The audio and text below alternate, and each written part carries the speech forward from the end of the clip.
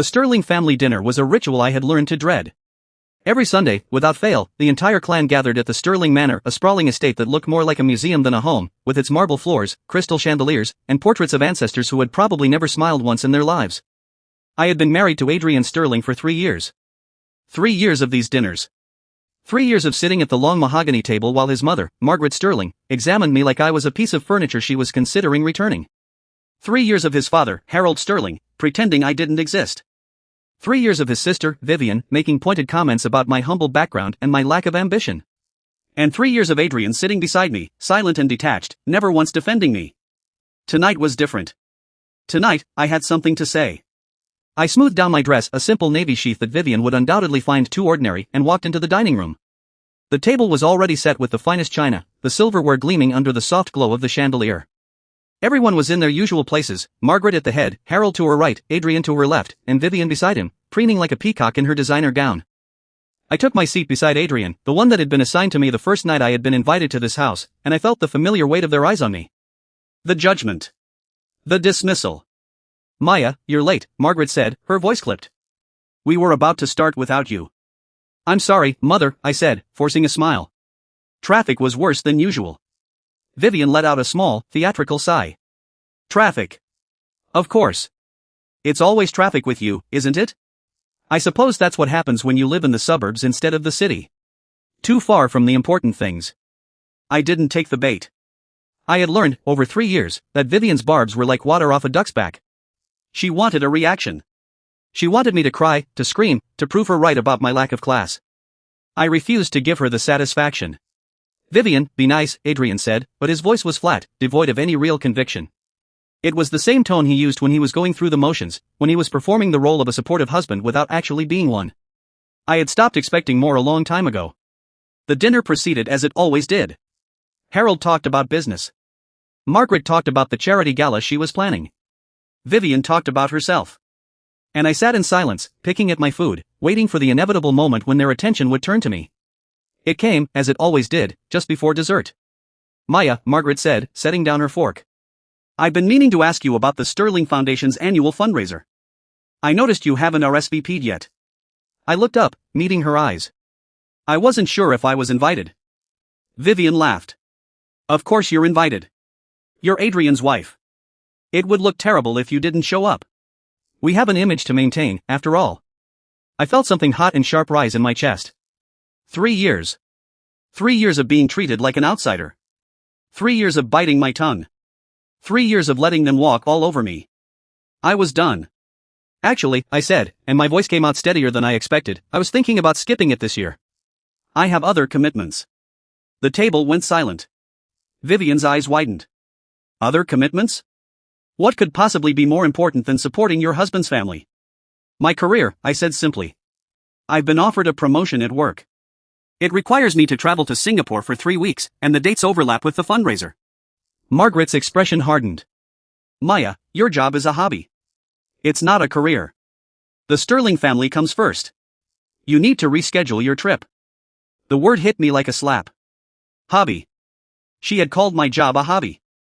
The job I had worked so hard to build, the job I had clawed my way up from the bottom to achieve, the job that was the only thing in my life that made me feel like I was more than just Adrian's wife. I looked at Adrian, hoping, praying, that he would say something. Anything. That he would defend me, even a little. He was looking at his phone. Something inside me snapped. "With all due respect, Margaret," I said, and my voice was ice, "my job is not a hobby. It's my career. It's my life. And I'm not going to throw it away because of a charity gala that I don't even want to attend." The room was so quiet I could hear the grandfather clock ticking in the hallway. Vivian leaned back in her chair, a slow, cruel smile spreading across her face. Well, well. The mouse finally roars. How dramatic. "Shut up, Vivian." I didn't mean to say it.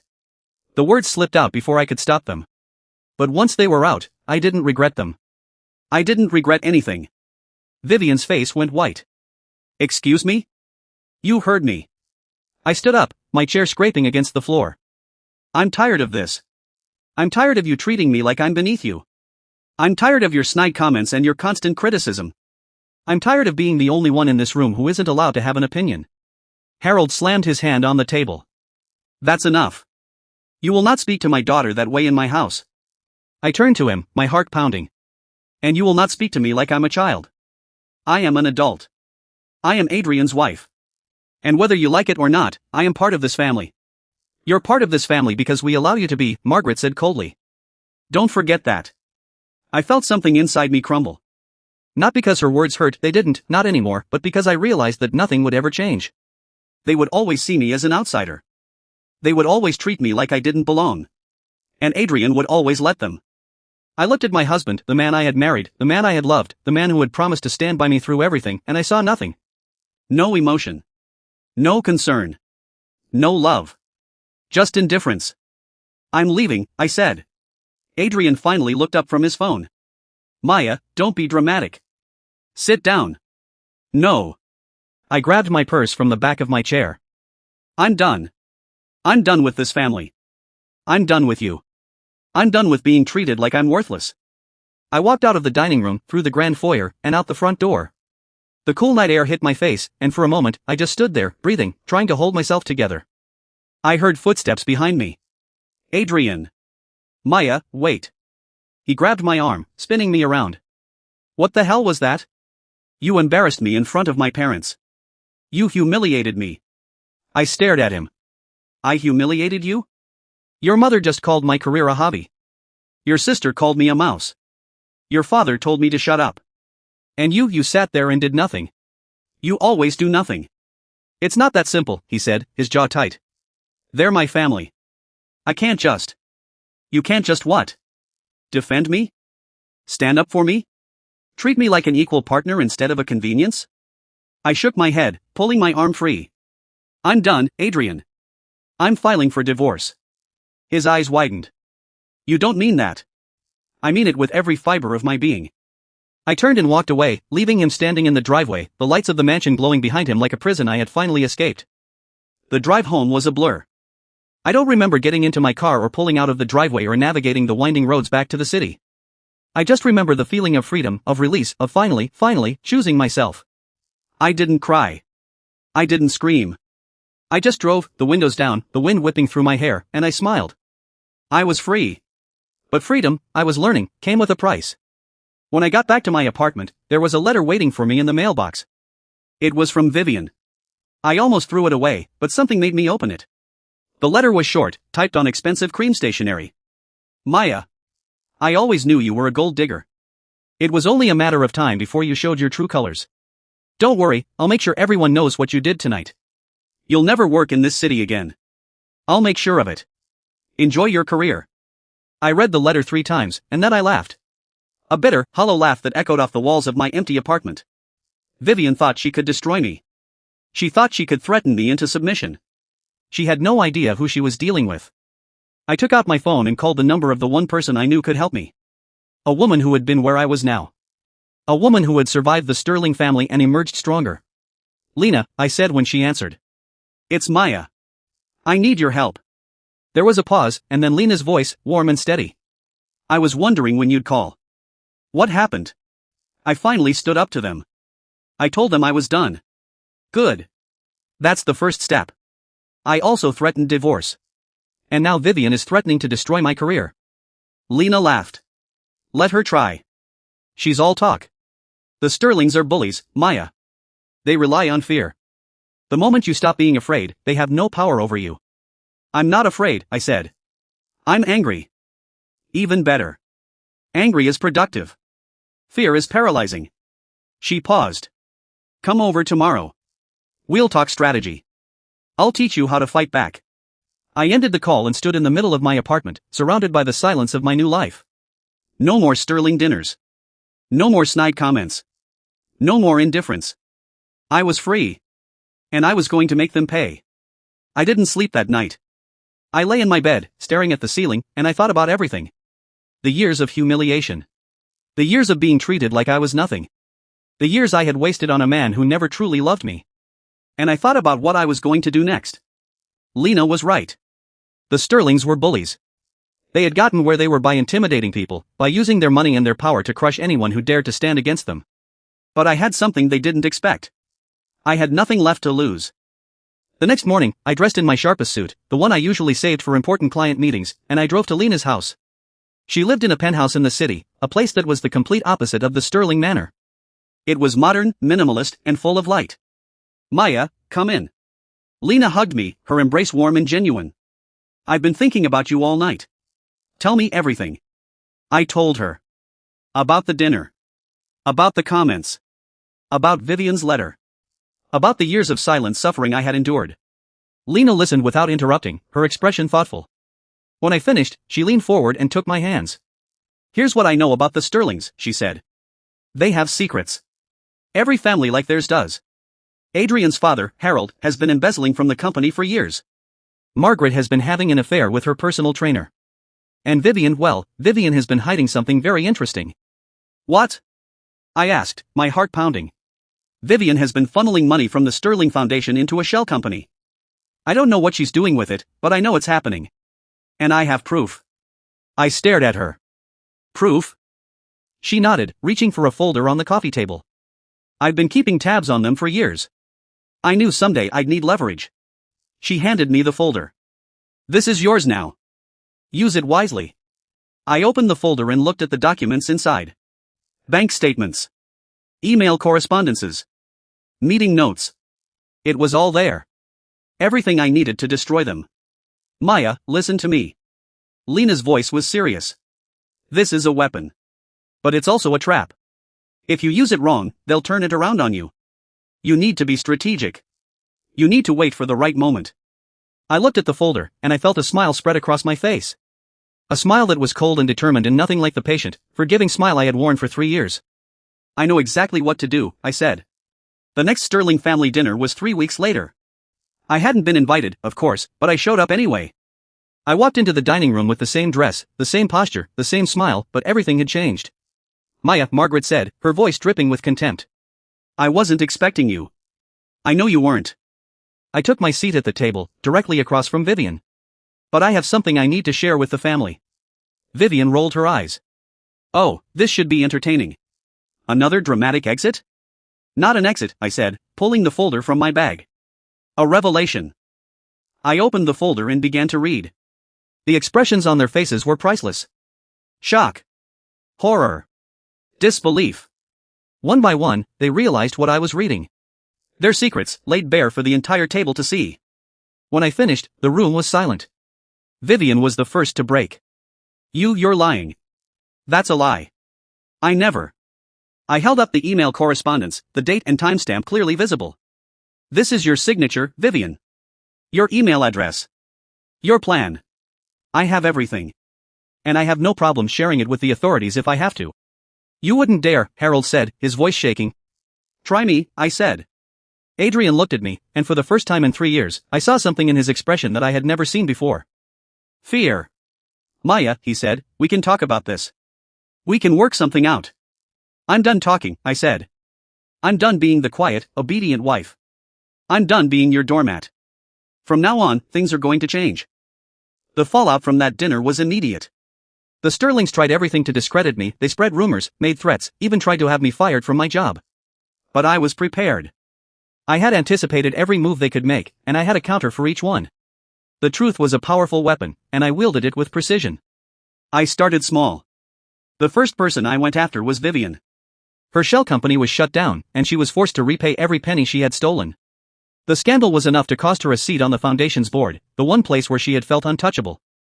Without that seat, she was just another wealthy socialite with nothing to offer. She didn't take it well. "You'll never get away with this," she hissed at me at a charity gala she had somehow gotten herself invited to. "You'll pay. I'll make sure you pay." I looked at her, this woman who had made my life miserable for 3 years, and I smiled. "I already have paid, Vivian. I paid for 3 years. Now it's your turn to pay." She stormed off, leaving me standing in the middle of the ballroom with the satisfaction of a victory well earned. But it wasn't over. It would never be over until every last one of them had fallen. Harold was next. The embezzlement charges were enough to get him removed from the company, but I didn't stop there. I made sure the authorities were aware of every single transaction he had ever made. The investigation was long and messy, and by the end of it, his reputation had been completely destroyed. He wasn't just a businessman anymore, he was a cautionary tale, the kind of man who thought he was above the law and had been proven wrong in the most public way possible. Margaret tried to save face with 1,000 excuses. She claimed to have been deceived, controlled, manipulated, but I knew the truth. She had known the whole time. She had simply chosen to look the other way because it was easier. Her complicity was enough to tarnish her image, and the society that had once worshipped her turned its back on her. The only person I hadn't touched yet was Adrian. My husband. The man who had promised to love and cherish me, and who had instead abandoned me to the wolves. I saved him for last. You don't have to do this, he said when I finally confronted him in the empty boardroom of the Sterling family office. Maya, we can work this out. We can be a family again. We can. We were never a family, I said flatly. You made sure of that. You let them destroy me, and you never once tried to protect me. So now I'm going to destroy them. All of them. Starting with you. Adrian's face went pale. What are you talking about? I'm talking about the truth, I said. The truth you've been hiding from everyone for years. The truth that you're not the innocent bystander you pretend to be. I reached into my bag and pulled out a folder. Inside were documents, bank statements, email records, witness testimonies, everything I needed to prove that Adrian had known about his father's embezzlement and had done nothing to stop it. That he had been complicit in the cover-up. That he had lied under oath to protect his family. You're bluffing, he said, but his voice was shaking. I never bluff, I said. You should know that by now. The arrest came a month later. Adrian Sterling, the golden boy of the business world, was let out of his office in handcuffs, his expensive suit rumpled and his carefully constructed world in ruins. I watched it on the news from the comfort of my apartment, a glass of wine in my hand and a smile on my face. It wasn't revenge that I felt. It was justice. Justice for every night I had cried myself to sleep after a dinner where I had been made to feel worthless. Justice for every time I had been called ordinary or boring or not good enough. Justice for the years I had wasted on a family that had never deserved me. The phone rang, and I answered it without looking at the screen. Hello? I know it's you. It was Vivian's voice, cracked and broken. I know you did this. You destroyed us. You destroyed everything. You did this to yourselves, I said, my voice steady as stone. I just gave the world a reason to see you the way I've always seen you. You're not victims. You're bullies. And bullies always fall. I will destroy you, she whispered. If it takes the rest of my life, I will destroy you. You can try, I said, and I hung up the phone. Vivian Sterling had spent her whole life surrounding herself with admirers and sycophants, never once believing that the walls she built around herself could crumble. She was wrong. The Sterling family had been built on secrets, lies, and manipulation, and I had simply pulled the thread that unraveled everything. Now all that was left was the wreckage, and I was standing in the middle of it, feeling nothing but the cold satisfaction of a job well done. I poured myself another glass of wine and looked out the window at the city lights. Somewhere out there, the Sterlings were licking their wounds, trying to figure out how to rebuild their empire. They would never succeed. Lena invited me to her penthouse the next week. The place was as quiet and serene as it had always been, a sanctuary of calm in a world that had been anything but. Congratulations, Lena said, handing me a glass of champagne. You did exactly what you needed to do. You took control of your life and made them pay for everything they did to you. I don't feel like I won, I admitted. I feel like I just survived. There's a difference. There's no difference, she said. Winning is surviving. It's making it through the fire and coming out the other side. And you did that. You're free now. But was I? The Sterlings had been a prison for years, and now they were gone, leaving nothing behind but memories I was still trying to escape. The weight of those years, of the humiliation, the anger, the loneliness, still clung to me, and no amount of champagne or congratulations could wash it away. I thought about Adrian. The man I had married, the man I had loved, the man who had never truly loved me back. I had destroyed him, and I didn't regret it. But somewhere in the wreckage, there was a small, sad part of me that still remembered the beginning. The way he had looked at me with something that could have been love, before the years had hardened him into someone else. Lena, I said. What happens next? What happens next is up to you, she said. You have your career, your freedom, your future. You can do anything you want with it. I thought about that. About the possibilities. About the woman I was becoming, the woman I had always wanted to be. And for the first time in a long time, I felt something like hope. The final blow against the Sterlings came at their bankruptcy hearing. It was a public spectacle, the kind of event that the tabloids loved to feast on. The family that had once been untouchable was now humiliated, their finances laid bare for the world to see. I didn't attend. I didn't need to. The outcome was already inevitable. The company was sold off, the estate was seized, and the family was left with nothing but their regrets and their ruined reputations. Vivian, predictably, tried to stage a comeback. She gave interviews, wrote a tell-all book, even launched a podcast where she claimed to be the real victim. But no one was buying it. The public had already made up their minds, and there was nothing she could do to change them. One evening, I was walking home from work when I saw her outside my apartment building. She looked different, thinner, older, her designer clothes replaced by something cheap and off the rack. "Maya," she said, her voice almost pleading. "I need to talk to you." "Vivian," I said, "I have nothing to say to you. Please. Just give me a minute. I know I've done terrible things. I know I hurt you. But I've changed. I need you to know that I've changed." I looked at her, this woman who had once been my tormentor, and I felt nothing. Not anger. Not sympathy. Just the same cold indifference I had felt when I saw her fall from grace. "I don't believe you," I said. "And honestly, I don't care. You did what you did, and you deserve everything that happened to you." Her face crumpled. "I thought you were the forgiving type." "Forgiveness," I said, "is for people who deserve it.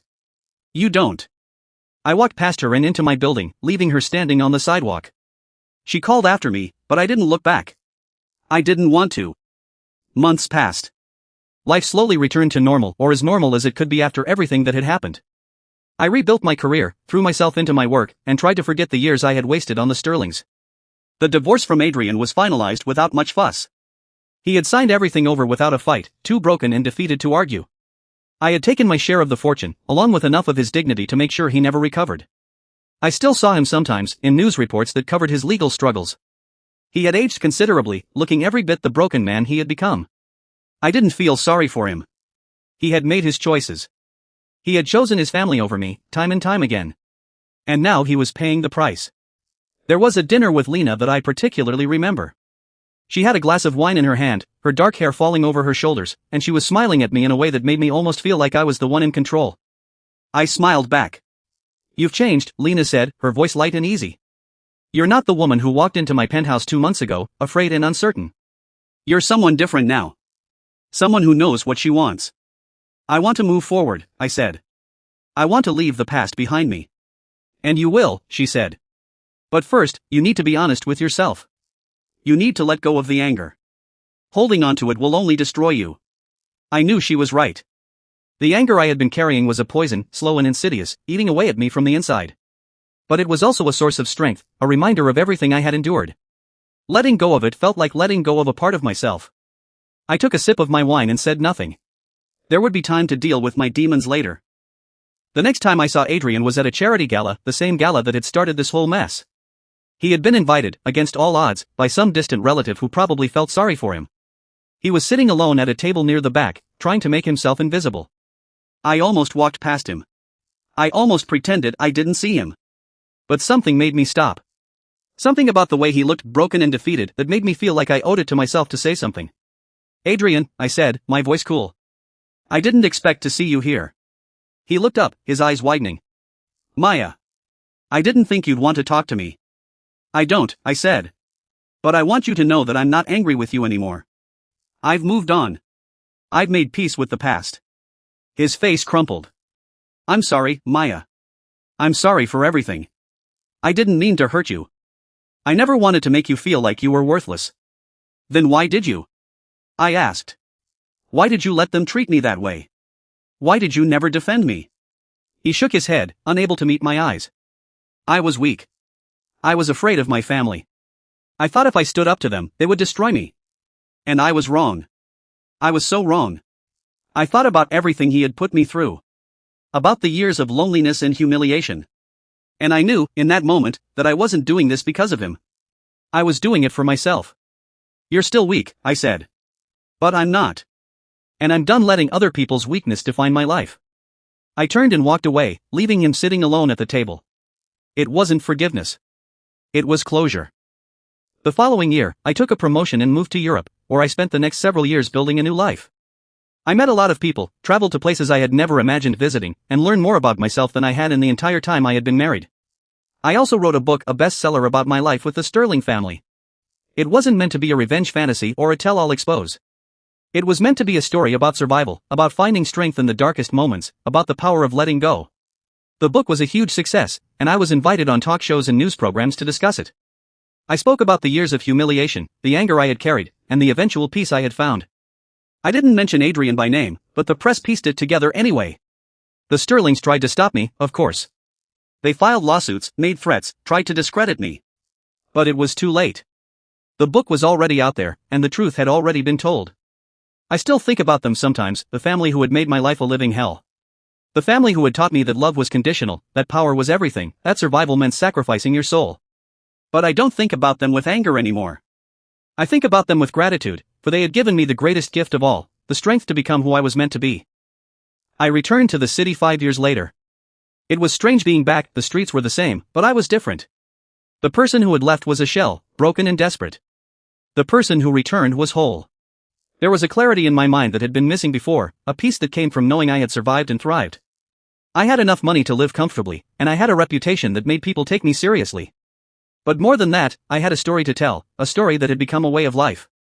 I had become an advocate for women in toxic relationships, and I started a foundation to help others escape the traps I had lived through. The day I landed, my phone rang. It was Lena, and she was delighted to hear I was back. Finally, she said, her voice brimming with excitement. I was starting to think you'd never come home. We have so much to catch up on. I smiled, relieved to hear the warmth in her voice. I've missed you, Lena. I've missed the city, too. It's good to be back. I'm throwing a dinner for you. Don't argue. It's happening. I'll have my chef make all your favorite dishes. I didn't argue. I had learned not to turn down invitations from Lena. She was one of the few people who had never asked for anything from me. She had given me shelter when I had nowhere else to go, and she had believed in me when I had stopped believing in myself. The dinner was everything I had hoped for. Good food, good wine, good company. It was a celebration not just of my return, but of everything I had achieved. I found myself laughing at old memories, and even the painful ones seemed softer now. But just when I thought the night was over, Adrian walked in. He looked rough, his posture hunched, his suit hanging off him like he had lost more weight than he could afford to lose. His face was pale, and there was a haunted look in his eyes that made me feel something I hadn't expected. Pity. Maya, he said, his voice hoarse. I know I'm the last person you want to see. But I need to talk to you. Just for a few minutes. I glanced at Lena, who nodded slightly. It's your call, she said. I'll be in the next room if you need me. I waited until she left, then turned to face him. What do you want, Adrian? He shifted his weight, looking down at his shoes. I know I have no right to ask you for anything. I know I messed up. I know I hurt you in ways I can never make right. But I need your help. Help? I asked, my voice rising. You need my help? Please. His voice cracked. I've lost everything. My family, my company, my reputation. I have nothing left. And I know you've moved on and built a life for yourself. But I'm begging you, just give me one chance to make things right. I can change. I can be better. Just tell me what to do. I stared at him.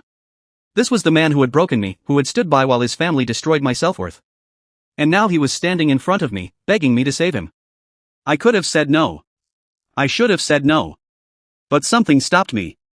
Maybe it was the pity I felt for the man he had become. Maybe it was the fact that I had let go of my anger a long time ago. Whatever it was, I found myself saying, sit down. He looked up, his eyes wide with surprise. What? I said sit down. We'll talk. But if you ever try to manipulate me again, I'll walk away and you'll never see me again. Do you understand? He nodded, sinking into the chair across from me. Thank you, he said, and his voice was barely a whisper. Thank you, Maya. I don't deserve this. No, I agreed. You don't. But I'm not doing this for you. I'm doing it for me. Because I've spent too much of my life being angry at you, and I'm tired of carrying that weight. He looked at me for a long moment, and I saw something flicker in his eyes. Gratitude? Regret? I couldn't tell. But it didn't matter. I had already moved on. Over the next few weeks, I helped Adrian navigate the wreckage of his life. I gave him advice, made introductions, helped him rebuild his reputation from the ground up. It wasn't about forgiveness. It was about closure. It was about proving to myself that I could be the bigger person. And it worked. Adrian got a new job, started building a new life, and finally started making amends for the past. It wasn't a perfect redemption, nothing ever was, but it was a start. And in the end, that was all that mattered. The final chapter of my story came several months later when Vivian called me out of the blue. It was a chaotic call, filled with her usual dramatics, but I listened anyway. Maya, she said, her voice on the edge of tears, I know I don't deserve your time or your help, but I'm in a bad place, and I don't know where else to turn. I took a deep breath. Vivian, what happened? She told me about how her life had unraveled. Her husband had left her, her money was gone, and she was barely able to make ends meet. It was the most honest conversation we had ever had, and in the end, I didn't laugh or gloat. I told her I would help her get back on her feet. It wasn't forgiveness. It was just the right thing to do. The phone rang a few minutes after I ended the call with Vivian. It was Lena. "So," she said, her voice wary, "what did you do?" "I helped her," I said. "I gave her the number of a good counselor and told her to look for a job that would support her. She didn't deserve it, but I did it anyway." Lena laughed, a light, surprised sound. "You're too good, Maya. You always have been. Don't let anyone tell you otherwise." I smiled. I had come a long way from the broken woman who had walked out of the Sterling Manor that night. I had survived, thrived, and become someone stronger, wiser, and more compassionate. I had found peace. It has been 10 years since that night. I am sitting in my garden, surrounded by the flowers I have grown and cared for myself. The sun is setting, and the sky is painted in shades of orange and pink. I am not the same person I used to be. I am stronger. I am more resilient. And I have finally learned to let go of the anger that once consumed me. I think about the Sterlings sometimes, about the family that had made my life a living hell. But I don't feel anger anymore. I feel gratitude.